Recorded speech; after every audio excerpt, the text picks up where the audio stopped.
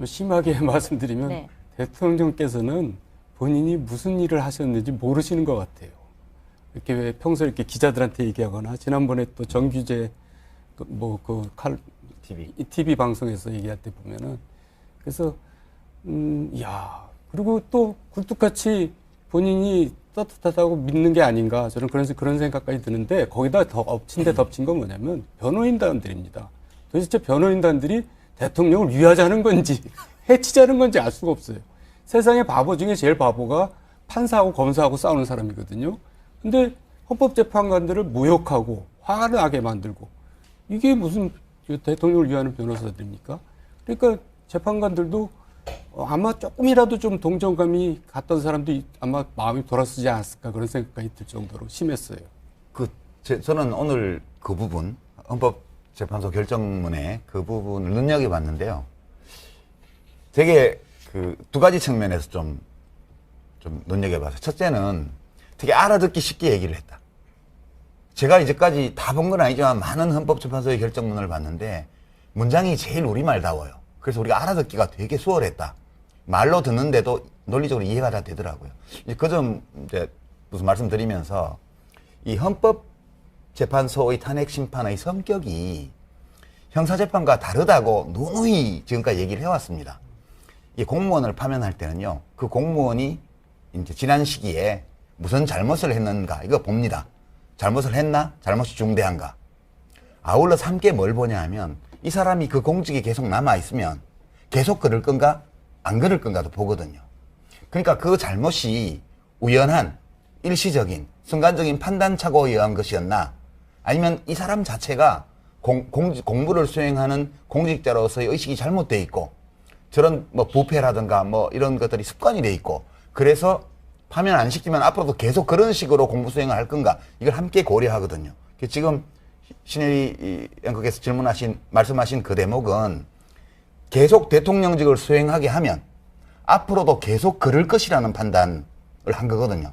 그리고 이제 헌법재판관들이 그런 판단을 하게 만든 것이 바로 정도원 박사님 지금 말씀하신 대리인단과 대통령 자신의 이 사건이 불거진 후의 행위들이었어요. 그래서 이 시청자 여러분들께 제가 드리고 싶은 말씀은 헌법재판소의 탄핵 심판은 단순히 과거만 보고 하는 징벌이 아니고 앞으로 일어날 일까지 감안해서 판단하는 심판의 성격을 갖고 있었다. 그리고 그 대목이 그와 같은 헌법재판소의 이 탄핵 심판의 성격을 되게 명료하게 보여준 것이었다. 이런 점에서 저는 굉장히 좋았어요. 오늘 이 보면서 정말 소통이 되는구나 헌법재판소가. 예. 네, 정태욱 의원님 이 부분 어떻게 보셨어요? 저는 그렇게 대통령 변호인 측들이 사실상 그 헌재 변론 과정에서 과도한 행동을 한 것에 대해서 절대 동의를 하는 것은 전혀 아닌데 왜 그럴까라고 아까 물어보셨지 않습니까? 왜 그럴까를 생각해 보면은 근본적으로 그 박근혜 대통령과 그 변호인단은 이 헌법재판소나 또 특검에 대해서 근본적인 불신을 갖고 있었기 때문이 아닌가 저는 그렇기 때문에 저는 어떻게 보면은 조금 일반인들과는 많이 다른 행동을 했지 않을까.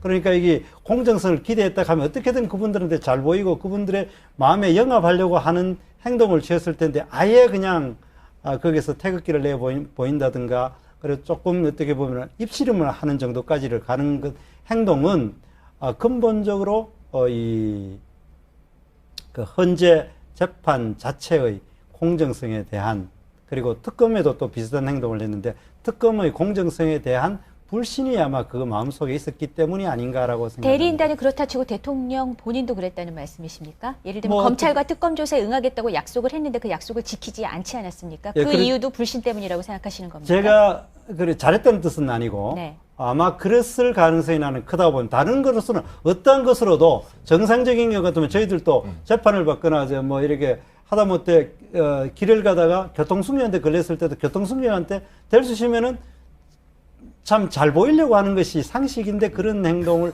한 것 자체는 이 사람이 어떻게 보면은 상당히 그 불신을 갖고 있었기 때문에 그런 행동이 나왔지 않을까 저는 그렇게 생각합니다. 일단은 압수수색이라고 하는 것은 물적 증거를 확보하는 절차입니다. 물적 증거를 확보하는 것이기 때문에 어떤 편견이나 편향성을 만약에 가지고 있다 하더라도 어떤 물적 증거 자체를 조작할 수가 없겠죠. 그렇기 때문에 편향성 또는 신뢰성의 문제로 압수수색 자체를 거부했다는 건 좀 믿기가 어렵고요.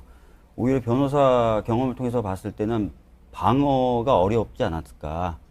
물적 증거라든지 이런 것들이 특검의 손에 넘어가게 되면 여러 가지 혐의에 대해서 방어가 어려우니 거부를 한 것 아닌가라는 어떻게 보면 전략적 판단을 한 것으로 보이고요.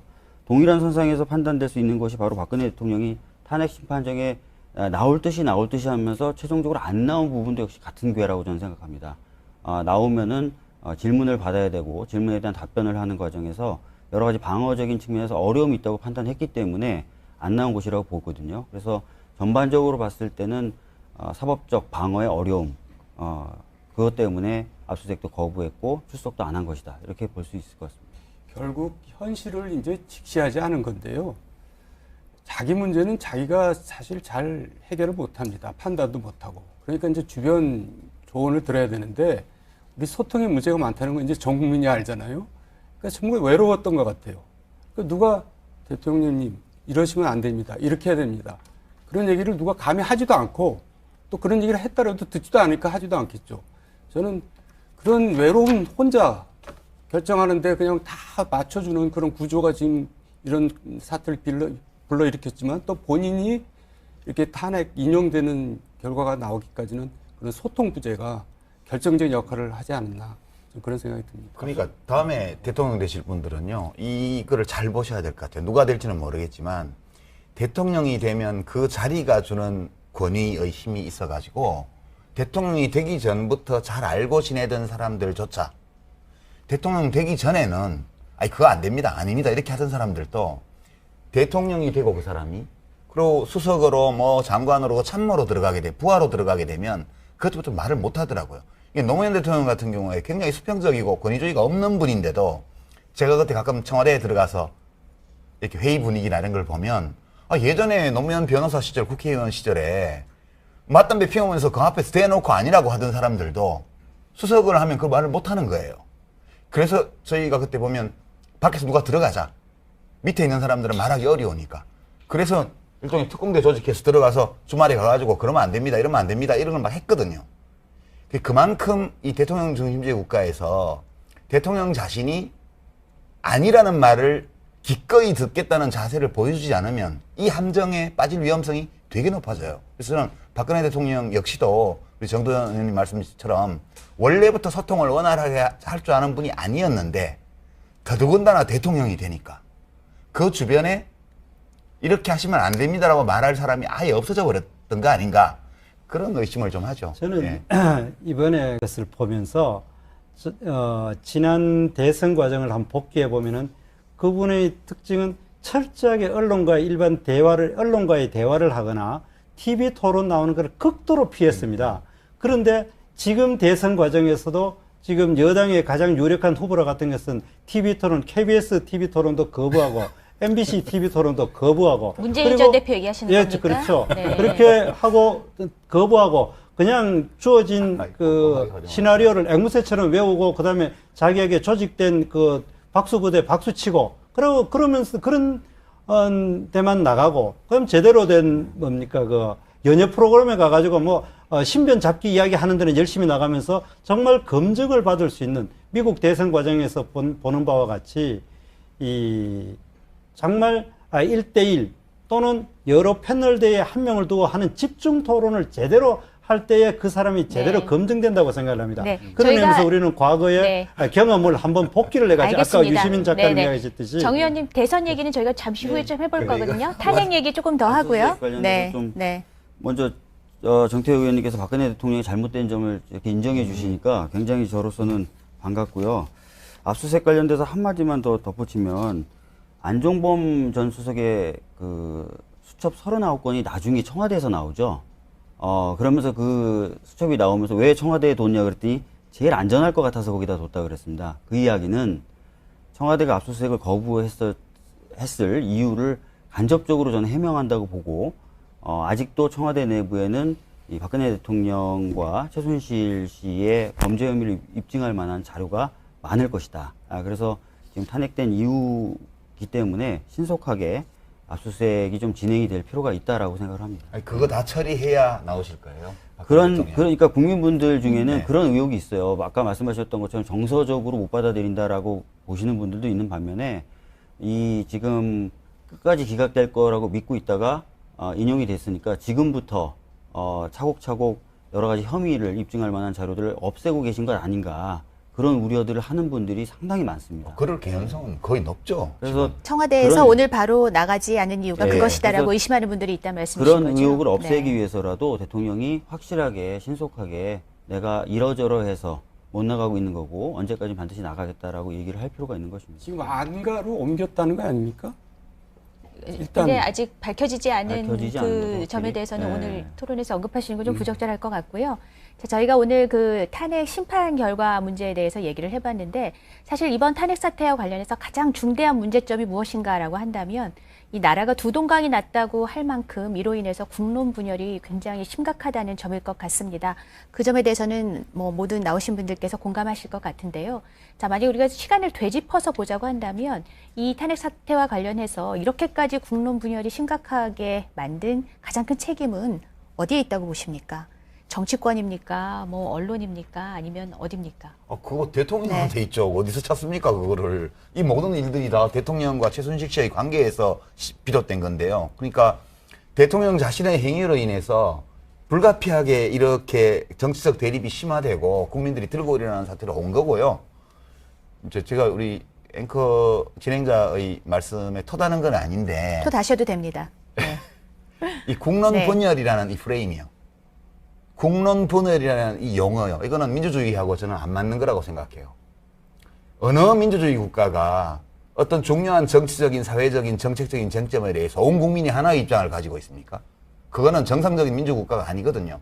그래서 우리는 국민들 사이에 어떤 문제를 두고 의견이 갈라져 있고 때로는 그것이 격렬하게 갈라진다는 사실을 인정해야 돼요. 그걸 받아들여야 됩니다.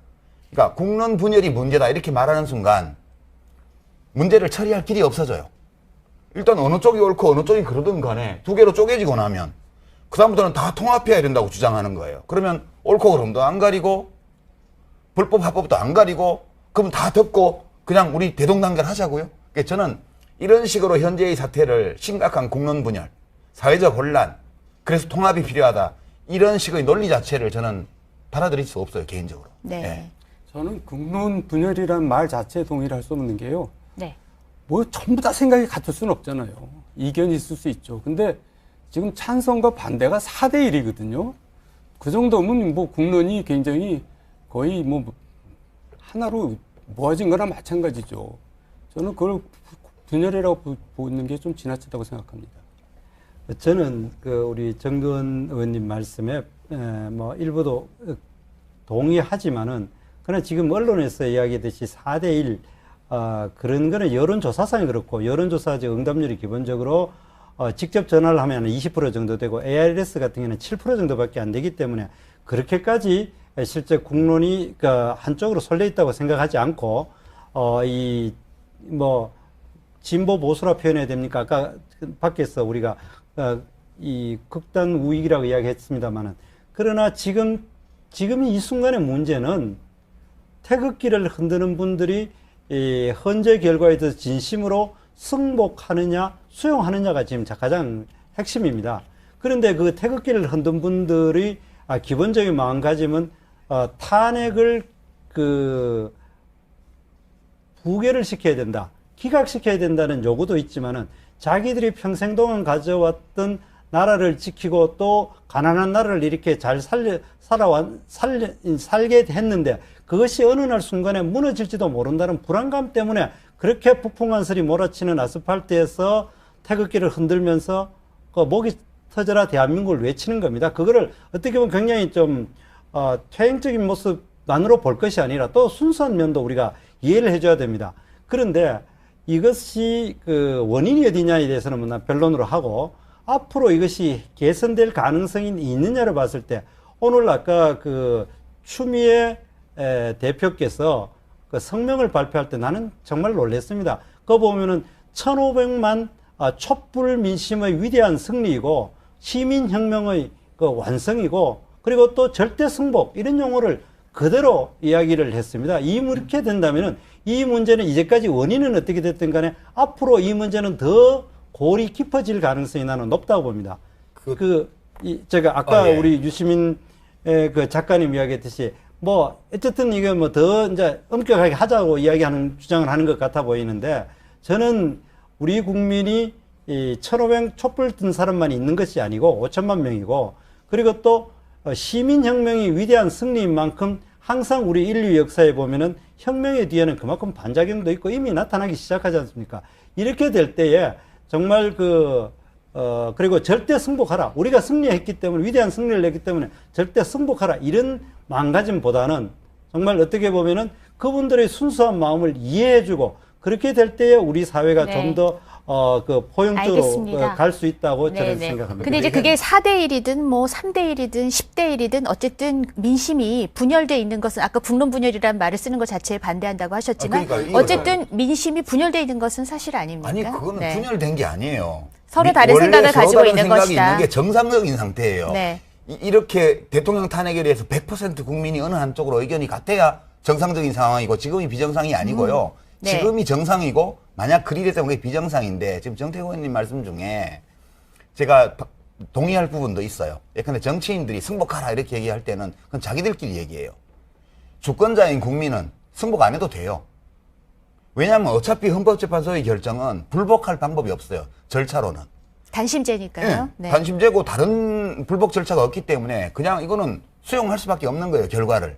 다만 시민들 입장에서 보면 내 마음에 이 결과를 받아들일 거냐 말 거냐 그 사람의 자유예요.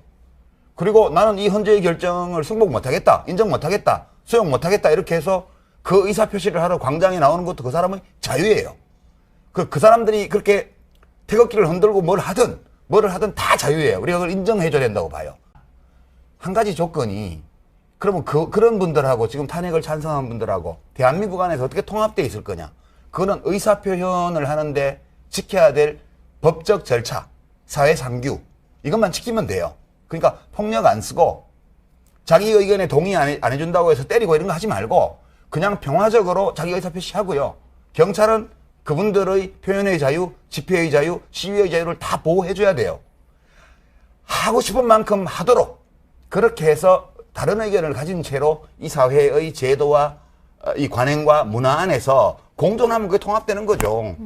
그러니까 유시민 네. 작가님 말씀은 억지로 지금 분열되어 있는 민심을 뭐 통합하자, 아우르자 이런 얘기하지 말고 각기 지금 가지고 있는 생각을 법의 테두리 안에서 평화적으로 표출하는 것에 대해서는 특별히 문제 삼지 말자. 지금 그런 말씀이신 거죠? 법적인 이제 네. 통합을 얘기하다 보면은 네. 어떤 한쪽에게는 침묵을 강요할 수도 있어요. 그러니까 저희가 신봉하고 있는 자유주의는 그런 철학이 아닙니다. 자유주의는 사상의 자유시장이라고 해서 여러 이야기들을 편하게 얘기하고 그 가운데 자유롭게 토론하는 결과로 이제 수렴되도록 만드는 그런 제도이기 때문에 충분히 이제 자유롭게 토론하시게 만들면 되는데 이제 저도 약간 걱정이 이제 격화되다 보면 이제 폭력적인 문제나 이런 것들 불상사가 날 것 같아서 그런 건데 그런 부분들만 서로 약간 양해와 존중을 통해서 피해가면서 네. 하면 되지 않을까 싶습니다. 근데 사실 이제 두 분께서 말씀하신 게 굉장히 이상적인 얘기일 수 있습니다. 자유민주주의 사회에서. 그런데 이제 현실을 보면 오늘도 그 탄핵 선고 직후에 이 친박 집회가 과열되면서 두 분의 사상자가 나오는 그런 일까지 벌어지지 않았습니까? 그러다 보니까 법의 테두리 안에서 폭력적이지 않은 방법으로 의사표현을 마음대로 하세요라고 얘기를 하지만 또 현실은 그렇게 잘 구현이 안 되는 점이 있다 보니까 뭔가 우리가 이런 사회 갈등을 완화시킬 수 있는 특단의 대책은 없는 것인가 하는 그런 생각도 하게 되는 것이거든요. 그런 건 없을까요? 그분들의 자유와 네. 권리를 보호해 주는 게 대책이에요. 제가 보기에는. 네. 지금 유시민 작가님이나 박주민 의원님 이야기하신 건 굉장히 맞습니다. 맞는 이야기고 당연히 그래야 됩니다. 사회 내에는 다양한 의견이 있고 그분들이 합법적인 범위 내에서 의견을 표출하는 건 좋습니다. 그러나 지금 이 상태를 그런 상태냐고 보면 그렇지 않습니다. 지금 우리나라뿐만 아니라 전 세계 민주주의가 어떻게 보면 비토크라시라 해가지고 특정 집단에서 반대를 해가지고 결국 어느 쪽 의견도 제대로 집행이 되지 않는 상태. 우리나라 국회도 그렇고 우리나라 집단 보면은 어떻게 보면 좌우라고 이야기하든지 진보든지 보수라고 이야기를 해야 되는지 몰라도 극단적인 서로의 저항을 하고 있는 상황입니다. 그렇기 때문에 아무 일도 안 되는 극단적으로 나쁜 상태를 지금 이야기를 하는 겁니다. 그런 의미에서 아까 그 유시민 작가님 이야기하셨듯이 객관적으로 시민들은 그러면 되는데 제가 문제를 삼았는 것은 추미애 의원이 그 대표가 여기에서 논평하는 것을 저런 극단적인 예. 표현을 하는 것이 맞느냐. 그리고 그렇게 됐을 때에 과연 이 아스팔트에 있는 태극기를 정말 흔드는 나이 드신 시민들이 네. 과연 자, 그러면 우리가 여기서 이 논의를 이 시민하고 정치인을 좀 갈라서 얘기를 하면은 어떻겠습니까? 네, 그래서 지금까지 우리 그냥 시민에 대한 얘기를 해봤잖아요. 과연 이 다른 극단적이다라는 표현을 쓰셨잖아요. 극단적이기 때문에 이런 사태가 온 겁니다. 쉽게 말해서 우리가 친박 패권이란 말이 극단적이었다는 얘기거든요. 친노 패권, 친문 패권이란 말도 있지만 얼마나 엽기적인 행동들을 했습니까? 친박이라는 사람들이 정말 유치한 일들을 벌였고 정말 폭압적인 공천도 했고 그래서 지금 결국 이렇게 전멸하다시피 외롭게 지금 된 거 아닙니까? 그런 걸 가지고 반성을 하고 우리는 앞으로 이제 어떻게 하겠다 이런 얘기를 하나도 안 하고 지금 태연히 이렇게 그 극단적인 행동을 하면 안 된다라고 하는 게 저는 잘 이해가 안 가요. 정치인에 대한 얘기로 넘어가셨네요. 정치인에 대한 얘기를 하시죠. 그럼 그러니까 정태욱 의원 개인에 대한 얘기가 아니라 그 당에 있는 소위 말해서 그 친박이라는 사람들 지금 도대체 무슨 얘기를 해야 되죠? 저는 좀 이런 얘기를 좀 하고 싶은데요. 네. 사실 태극기 집회라고 불리는 그 집회의 대표적인 연사들이 누군지를 한번 보셔야 돼요. 정치인들이세요. 그래서 그분들이 그렇게 대표적인 연사로 나오시고 하시는 모습에 대해서는 아무 말씀 안 하시면서 어떤 당의 당대표가 탄핵에 대해서 논평이나 성명을 내는 것 가지고 뭐라고 하시는 것은 제가 보기에는 좀 안 맞거든요. 만약에 그렇게 말씀하실 거면은 지금 우려하시는 그 과격해지고 있는 그 태극기 집회에 정치인들이 좀 안 가셨으면 좋겠어요. 예. 그럼 제가 정말 동의를 합니다. 네. 그리고 또 이 자유한국당의 기본적인 당론으로는 이 현재 결과가 나오기 전에 당론으로 태극기 집회를 나가거나 그런 건 없었습니다. 그냥 개개인이 나갔는데 그 중에서 정말 아까 우리 정두원 의원님 말씀대로 극히 소수의 의원들이 나가가지고 좀 주도한 면이 연사로 나간 면은 있습니다만은 그러나 이 문제가 불거지게 된 것 그리고 또 한 가지는 이번 탄핵 과정에서 정말 저는 아쉽게 생각하는 거는 작년 10월에 최순실 일당의 어떤 국정농단 사태가 나고 난 다음에 촛불이 저는 진심으로 시민의 자발에 의해서 자발적으로 나왔다고 생각합니다. 그렇게 돼가 그걸 수렴해가지고 나름대로 찬반 경로는 있었지만은 국회에서 탄핵을 가결시켰습니다. 그러면은 이제는 정치인은 촛불 집회에 나가지 말았어야 된다고 생각합니다. 그런데 그 다음에 어떻게 됐습니까? 그 정치인들이 이것이 기각될지도 모른다 해가지고 촛불에 나가자 해가지고 아예 당론으로 결정해가지고 의원들은 그냥 의원총회하고 바로 그날 나간 당이 있지 않습니까? 그런 부분을 지적하는 거죠. 알겠습니다. 지금 양쪽 모두 말이죠. 그러니까 이 친박 집회는 친박계 정치인들이 촛불 집회에는 또 이제 이 탄핵에 찬성하는 정치인들이 모두 나갔던 것이 사실입니다. 그리고 대선 주자들도 많이 나갔습니다. 그리고 그 광장에 나갔던 대선 주자 중에서는 앞장서서 불복을 외친 분들도 있습니다. 자, 그러니까 아까 시민들이 지금 민심을 수습하는 방법에 대해서는 자유에 맡기자고 얘기를 하셨는데 이 정치인들의 언어는 앞으로 어떠해야 할까요? 그러니까 과거에 잘못한 거는 뭐 이미 지나간 일인데 어떡하겠습니까? 오늘 일단 각 당의 대선 주자들은 좀 늦은 감이 있지만 통합의 메시지를 내놨습니다. 좀 정도의 차이는 있긴 하지만 앞으로 이 대선 주자를 포함한 이 정치인들은 어떤 행보를 보여야 되겠습니까? 아니 근데 저는 네. 촛불 집회에 정치인들이 나가고 태극기 집회에 정치인들이 나가고 좀 문제 없다고 봐요. 그것 다 정치 행위고 각자의 정치 행위는 또 나중에 선거 때나 이럴 때 정치적인 판단을 받게 돼 있어요. 유권자들한테. 무슨 정치하는 사람들한테 대중이 모여있는데 거기 가지 말라는 게 무슨 말이에요? 시민들이 모여있으면 거길 정치인이 가야죠. 가서 그 말을 듣고 잘못된 게 있으면 또 얘기하고 또 공감이 되면 자기도 같이 하고 이게 당연한 정치죠. 저는 이거를 문제 삼는 이유를 모르겠어요. 양쪽 다요. 그리고 한마디 더 붙이면요. 소위 친박 핵심 의원들, 진박 의원들이 그 태극기 집회에 가서 연설을 했다고 해서 또 막 욕하는 분들이 있던데 저는 그분들 괜찮다고 봐요. 오히려. 같이 이 국정농단을 저지른 정부 여당이 같이 저지른 건데 어쨌든 덩어리로 보면 그 책임을 빠져나오기 위해서 당 나가서 새로 만든 바른정당의 태도 저는 옳은 거라고 안 보고요. 자유한국당 당명 바꾸고 뭐 이런 거는 있을 수 있는 일인데 마치 이제 박근혜 대통령하고 뭐 끊는 것처럼 이렇게 하려는 의원들 옳은 태도 아니라고 봐요.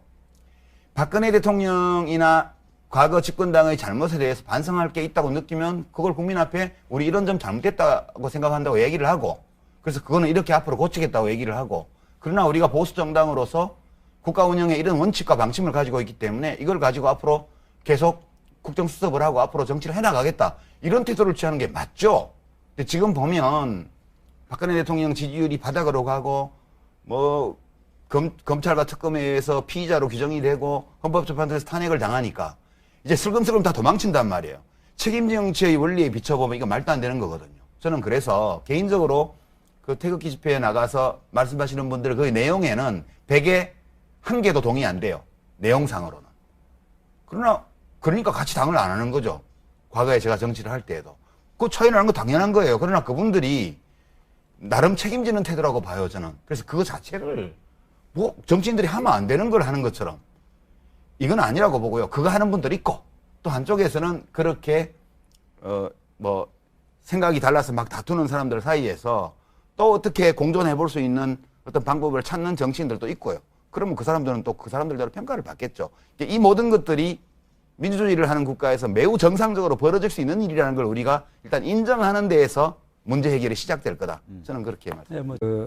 네, 유시민 작가님 말에 거의 100% 동의합니다. 근데 제가 이제 지적하고자 하는 바는, 정치인이, 특히 대중정치인이 대중이 모여있는데 가는 것 아주 정상입니다. 그런데 이번에 태극기와 촛불의 관계에 있어가지고는 촛불의 의견을 받아들여가지고 국회에서 이미 탄핵이 그 소추가 이루어졌다면은 그 다음에 헌법재판소의 결과를 기다리는 게 맞는데 나는 뭐 어느 특정을 다 한쪽만 이야기하는 건 아니고 그런데도 불구하고 이제는 거리의 민심을 원내로 가져와가지고 원내에서 소화시키는 것이 원래 우리 헌법의 기본 정신인 대의민주주의라고 생각합니다. 그런데 가서 직접 거리에 가서 같이 촛불을 들고 태극기를 흔들고 하는 것이 과연 바람직하냐? 사실은 그러한 민심을 촛불을 들고 태극기를 든 분들은 국민으로서는 당연히 있을 수 있습니다. 그렇지만은 그거는 진정한 정치는 그 의견을 국회로 가져와가지고 수렴해가지고 거기에서 대화와 타협으로 해가지고 어떤 결론을 도출해야 되는데 오히려 거기에서 더 부추기는 측면들이 많았기 때문에 오늘 이와 같이 했고 오늘 벌써 인명피해가 나기 시작했고 이것으로 끝날 수 있을 것인지 오히려 이것이 얼마나 더 많은 피해로 갈지 그리고 이것이 우리 사회에서 합리적으로 대화와 토론을 통해 가지고 어떤 사회적인 문제를 해결하고 갈등을 해결하는 데에 엄청난 장애가 될 거라는 걸 제가 이야기하고자 합니다. 네. 근데 오늘 사망 사고 나고 뭐 다친 사람 얘기를 난 거를 정치인들한테 책임 물으면 안 돼요. 그거는 집회를 주최한 그 주최자들하고요. 그 집회에 참여해서 그렇게 경찰차를 탈취해서 들이받고 한 그 사람들이 책임져야 돼요. 네. 그리고 이 거리의 정치, 광장의 정치, 시민들이 직접 참여하는 의사표시 이런 거는 뭐 바람직하지 않은 거고 국회에서 모여서 오손도손 얘기해서 하는 거는 바람직하고 그거는 저는 그런 이분법은 맞지 않다고 보고요. 우리가 대의민주주의를 채택하고 있지만 그것이 직접민주주의를 배제하는 게 아니에요. 시민들은 헌법이 부여한 권리를 가지고 언제든지 광장에 나올 수 있고요. 정치인들은 당연히 광장에 나오는 시민들이 있으면 그 주장하는 바가 무엇이든 거기 가서 그걸 들어야 돼요. 그럴 의무가 있는 거예요. 그래야 대의민주주의가 작동을 하죠. 지금 정태호 의원님 그런 취지가 아니라는 건 제가 알지만 말씀 그대로 이렇게 듣다 보면 시민들이 길거리 나와서 막 의사표시하는 건 문제가 있는 비정상적 상황이고 국회에서 오손도손 머리 맞대고 뭘 해야 그 정상적인 상황처럼 이렇게 말씀하시는 거는 저는 아니라고 보는 거예요. 다른 나라 보십시오. 민주주의 오래 했는 나라들 다 이렇습니다. 알겠습니다. 과연 정치인들이 광장에 아주 동의를 정치인들이 광장에 나가서 시민들과 함께 목소리를 낸 것이 과연 온당했는가 아닌가에 대한 판단에 대해서는 여기 나오신 분들도 생각이 좀 다를 수 있고 또 이 프로그램 보고 계시는 시청자 여러분들도 각기 다른 생각을 갖고 계실 수 있을 것 같습니다. 자, 앞으로는 어쨌든 간 그렇지만은 정말 국회 내에서 의원들이 일도 더 열심히 하고요. 또 이 사회의 갈등 극복과 통합을 위해서 더 열심히 힘써 주셨으면 하는 바람을 갖고 있습니다. 자, 근데 또 한 가지 의견이 분분할 수 있는 부분은 이 박 대통령에 대한 처리 부분이 아닐까 합니다. 파면과 동시에 이제 불소추 특권이 사라졌기 때문에 검찰이 언제라도 이제 강제 수사를 할 수 있습니다. 여론상으로는 이 법과 원칙에 따라서 엄정한 수사를 해야 된다는 그런 여론이 압도적으로 높은 상황이죠. 그렇지만 일각에서는 이 유심 작가님 싫어하는 표현이시지만 통합을 위해서 그리고 공정한 대선을 위해서 이 대통령에 대한 수사와 사법 처리를 다음 정부로 넘기는 게 어떻겠는가 하는 의견도 사실 나오고 있는 게 맞거든요. 어떻게 정도현 의원님 먼저 말씀하시겠어요? 네. 그러니까 이제 대통령에 대해서 제가 탄핵소추 초기에 이렇게 얘기했습니다. 본인께서 사퇴를 하시고 또 불구속 수사를 하고 또 재판을 받고 형을 받으면 사면을 하는 식으로 해서 이걸 원만하게 처리하자. 그게 이제 제가 이제 대통령께 그 방송에서 공개적으로 이렇게 말씀을 드렸는데 이제 시기를 다 놓쳤죠. 하지만은 지금 검찰은 머리가 아플 겁니다. 지금 우리가 차기 정권을 생각하면은 열심히 수사를 해야 될 것 같고, 근데 차기 정권 입장에서는 열심히 수사하면은 선거에 굉장히 방해가 될 거예요. 역풍이 불어서. 그러니까 이걸 어찌해야 될지 고민이 많을 것 같은데 제 생각은 그냥 원칙대로 검찰이 밀고 나가야지. 검찰이 여기서 또 눈치를 보이는 모습을 보이면은 정말 그나마 최근에 특검이 국민들한테 각광을 받았잖아요. 근데 이제 다시 또 실망하게 될 것 같아요. 그러니까 원칙대로 가야 된다. 저는 그렇게 봅니다. 다른 분들 어떻게 생각하세요? 저는 이 부분에 대해서 헌재 오늘 결정문에 많은 중요한 내용이 담겨 있다고 생각합니다. 아까도 말씀드렸지만 대통령이 대국민담화에서는 진상규명에 최대한 협조하겠다. 뭐 검찰의 수사도 받고 특검의 수사도 받겠다. 등등등의 얘기를 했는데 약속을 다 어겼단 말이에요. 이러면서 이제 헌법 수호의 의지가 없고 법 위반 행위를 계속 반복할 위험이 있다라는 판단을 한 겁니다. 이런 대통령, 아까 말씀하셨던 것처럼 정도원 의원님께 말씀하셨던 것처럼 국민과의 약속을 어떻게든 지키기 위해서 노력했던 대통령이 아니라 국민과의 약속도 헌신짝처럼 버리고 법과 질서 또는 사법제도까지도 우습게 봤던 대통령을 제대로 수사하지 않는다.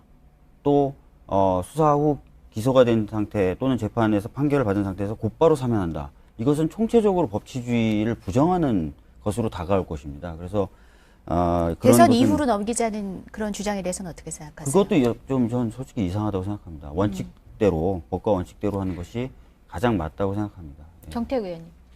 저는 기본적으로 이거는 대선 이후로 넘기는 것이 바람직하지 않는가 그렇게 생각을 합니다. 그리고 그렇게 생각하는 것은 기본 생각은 우리 정두원 의원님께서 이야기하시는 그런 부분입니다. 지금 이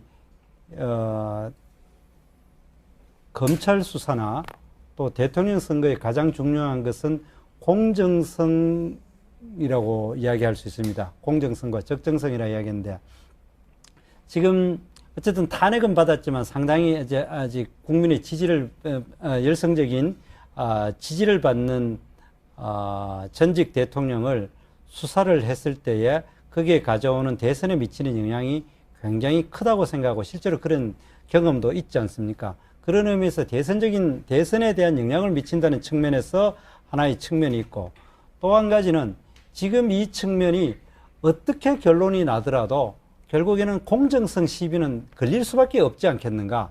그것이 만약에 지금 검찰이 아주 엄격하게 수사를 해가지고 대통령에 대해서 불리한 결론을 내렸다고 했을 때는 검찰이 또 정치검찰이라고 욕을 먹을 것이고 또 상당히 대통령에게 유리한 결론을 내렸을 때는 또 대통령의 어때 여전히 손아귀 안에 있기 때문에 그렇다 이런 이야기가 됐을 때 그것 자체가 또 대선에서 엄청난 영향을 미칠 수 있기 때문에 차라리 이 부분에 대해서는 이제까지도 제가 왔는데 이걸 굳이 이 순간에 이제 딱 한 59일, 60일 남았는 걸 갖고 막 대선에 영향을 미치고 이것이 또 논쟁이 되는 것이 과연 바람직하겠는가를 봤을 때는 저는 우리 정도원 의원님 결론하고는 좀 달리 좀 연기하는 게 바람직하지 않느냐. 그리고 대통령이 새롭게 이미 이제 59일 후에는 정해질 때 그분의 제대로 된 지위를 받는 상황 하에서 이것이 이루어지는 것이 나는 맞다. 저는 그래서 생각합니다. 정태호 의원님, 제가 이 문제 말씀드리기 전에 하나 간단한 거 한번 여쭤볼게요. 정태호 의원님, 제가 이 문제 말씀드리기 전에 하나 간단한 거 한번 여쭤볼게요. 검찰이 그냥 법대로 내일 뭐 출국 금지하고, 그죠? 나가면 안 되니까 출국 금지하고, 그 다음에 출도 요구서 보내고, 이렇게 법대로 갔다고 칩시다. 보통의 그 시민들이 범죄 혐의를 받고 있을 때 검찰이 밟는 일반적 절차에 따라서 시작했다고 합시다. 그러면 이제 조기 대선 치러야 되는데 2달 동안 수사가 계속 진행이 되겠죠? 그럴 때 그것이 어느 특정 당에 불리하거나 혹은 유리한 영향을 어떤 식으로 미칠 것이라고 예측할 수 있으세요? 좋은 지적입니다. 지금 당장 이제 문제가 되고 있는 뭐 출국 금지라든지. 아니, 그런 얘기가 아니고 그러니까, 예측하시냐고요. 어느 쪽에 유리하거나 불리한 영향을 주리라고 예측하시냐고요. 저는 충분히 있다고 생각합니다. 그거를 실제로 영향을 주든 안 주든 얼마든지 어느 쪽에서든 그걸 주장을 합니다. 주장 자체가 이것이 논쟁이 됩니다. 그러니까요. 예. 제가 드리는 말씀은 지금 이번 헌법재판소의 탄핵 결정이 우리에게 뭘 말해주고 있는가. 제일 중요한 점은 누구도 법 위에 서지 못한다는 거예요. 누구도 법 위에 있지 않다. 현직 대통령일지라도 헌법과 법률을 위배하면 쫓겨날 수 있다. 이걸 보여준 거거든요. 예. 이것이 민주주의의 기본 정신이에요. 그러면 검찰이 수사를 지금 당장 뭐 정상적으로 진행을 할 때 그것이 어느 당, 어느 정치 세력에게 어떤 유불리를 안겨줄지는 아무도 예측 못해요, 지금. 불확실한 거예요. 어떤 주장은 할 수는 있지만 그 주장을 증명할 수 있는 근거는 하나도 없습니다. 이제 그런 조건에서 이런저런 추측과 억측을 이유로 해서 누구도 법 위에 서지 못한다는 이 민주주의의 대원칙, 법치주의의 대원칙을 그런 정치적 손익계산 밑에 종속시키겠어요? 그래서 저는 그런 거예요. 검찰의 수사를 미루면 좋으냐, 지금 해야 되냐, 이런 논쟁 자체가 민주주의의 기본 원칙인 법 앞에서의 평등, 그리고 법치주의, 이 원칙보다 정치적 손익계산을 더 위에 놓기 때문에 나오는 얘기라는 거예요. 그런 얘기를 왜 하냐는 거예요. 네, 그건 검찰이 판단해서 할 일 아니에요? 유시민 작가님 말씀에 네. 그런 원론적인 이야기에 100% 동의합니다. 그 원론적인 게 아니에요. 그러니까, 그런데 이것이 우리가 살아가는 원칙이에요. 예, 갖고 예. 그리고 또 이번 탄핵의 결과가 그거를 또 한번 다시 국민 주권주의라는 것을 확인했다는 점에서 맞습니다. 그러나 제가 이야기하고자 하는 바는 과연 이제까지 검찰 수사가 그런 식으로 되어 왔느냐. 물론 앞으로 잘하면 되지 않느냐라고 우리가 두 분이 이야기한다면 저도 100% 동의를 할 부분입니다만은 그러나 대선 과정이라는 과정에 있어서는 없던 이야기도 만들어내고 페이크 뉴스도 만드는 이런 상황에서 과연 우리 그 유시민 작가님 이야기했듯이 그렇게 공정하고 공명정당하게 법 앞에 모든 시민들이 바로 직전 대통령일지라도 평등하다는 것을 보여줄 수 있겠느냐. 오히려 많은 논란을 가져올지 있지 않을까라는 걱정을 저는 한다는 겁니다. 그러니까 그런 검찰도 이게 기회인데요. 검찰에 대한 국민의 신뢰가 많이 떨어졌잖아요. 지난 시기에 여러 사건들 때문에. 근데 지금 현실 권력은 죽어 없어졌고 미래 권력은 아직 안 들어왔어요.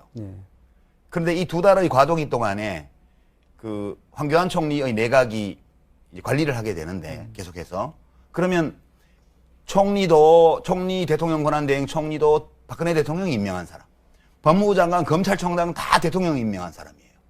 그리고 우병우 수석이 민정수석하면서 검찰에 자기 사람 많이 심어놨어요. 그 검찰이 수사하는 거예요. 뭐가 두려우세요? 그러니까 저는 검찰이 지금 권력의 진공 상태에서 정치 권력의 공백 상태에서 수사를 하게 돼요. 검찰 스스로 생각할 거라고 봐요. 이 어려운 국면에서 어떤 원칙을 들고 어떤 태도로 이 사건에 임할 것인가 이걸 검찰이 결정하도록 해야 되고요. 그리고 그 결정을 어떻게 하느냐를 보고 우리가 검찰 개혁에 대해서 국민들이 판단을 형성하고 다음 정부에서 대책을 만들게 될 거라고 봐요. 그래서 저는 이거는 검찰에 그냥 맡기자. 법무부 장관, 검찰총장 그리고 검찰특별수사본부 여기에서 알아서 하라는 거예요. 이거에 대해서 정당들이 정치권이 뭐 이게 바람직하다 저게 바람직하다 이렇게 말하는 그 자체가 우리 헌법의 기본 논리를 부정하는 거라고 저는 봐요. 예, 아주 오늘 정태훈 의원님 와서 1대3으로 그런데 대화하시느라 굉장히 힘든 시간 보내시는데 주인공이시잖아요. 이거는 말씀하시죠. 할 이야기는 네. 해야 돼. 저는 유시민 작가님 이야기가 정말 검찰이 그래주면 좋은데 그러면 이제까지 어땠는가를 보면은 항상 검찰은 현직 그 권력에 대해서는 고개를 숙이다가 현직 그 권력이 힘이 빠지는 순간에 확 무는 경향을 얼마나 많이 봤습니까? 예를 들어서 우리가 이제 노태우 대통령 말기에 그때 검찰이 내 누구라고 이야기하면 또 뭐 하겠지만 그 몇백억 원 그 뭡니까 정치자금 수수를 하려 하니까 그 바로 대통령한테 임명받은 사람인데도 덮어버리지 않습니까? 그게 누군지 아시죠? 그런 것듯이 항상 우리 검찰이라 것은 지금 대통령 임명한 사람이 힘이 빠졌기 때문에 공정하게 하는 게 아니라 검찰은 그 다음 정치권을 바라다 보고 수사를 한다는 점에서 국민들이 믿지 않는다는 겁니다. 검찰이 안 그랬던 적도 있어요. 잠시 동안. 그렇기 때문에 네. 제가 이야기는 실제로 이번 검찰은 그렇지 않을 수 있다고 생각을 합니다. 그러나 대선 과정에서 그거는 충분히 논란이 되고 네. 그것은 또 없던 일도 만드는 것이 대선 과정이고 선거 과정이고 알겠습니다. 그래야 되는데 네. 이것이 논란의 소지를 된다라는 점에서 과연 네네. 바람직하겠냐. 그러나 그것이 네. 많은 시간도 아니고 겨우 60일인데 그런 것보다는 차라리 이 알겠습니다. 시간